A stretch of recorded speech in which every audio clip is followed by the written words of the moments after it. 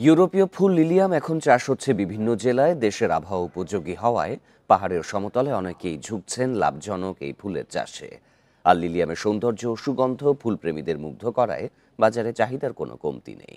250-টিরও বেশি design option নিয়ে Walton smart fridge, বোঝে আপনার প্রয়োজন।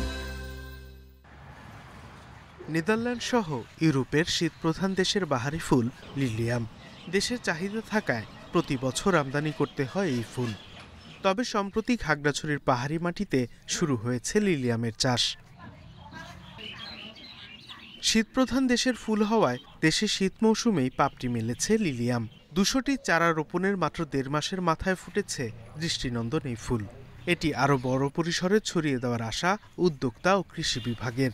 এখানকার জনগোষ্ঠীর সব সম্প্রদায় যাতে করে এই ফুলটা চাষ করে অর্থনৈতিকভাবে লাভবান হতে পারে। তো এখানকার যে উপযোগিতা পরীক্ষা এইগুলা ইতিমধ্যে আমরা করেছি এবং সফলভাবে আমরা উৎপাদন করতে পেরেছি। খাগড়াছড়ির মতো একটা এলাকায়, পাহাড়ি এলাকায়, যেখানে আসলে জায়গাটা এমনি সুন্দর, এই সুন্দর জায়গায় সুন্দর ফুল নিয়ে আসাটা আসলে আমাদের জন্য খুবই একটা সাফল্য আর কি। এই লিলি চাষাবাদ করে যারা চাষাবাদ করবেন তারাও আর্থিকভাবে লাভবান হবেন।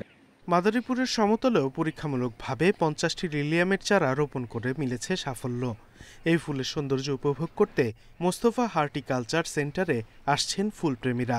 ফার্স্ট দেখেই তো ভাবছিলাম এটা অরিজিনাল নাকি হচ্ছে আমরা যেটা আর্টিফিশিয়াল দেখি সেটা। এটা আসলে অনেক সুন্দর দেখতে, এটা আমাদের বাংলাদেশে আগে কখনো দেখা যেত না। বাজারে একটি লিলিয়ামের স্টিক বিক্রি হয় 300 থেকে 400 টাকায়।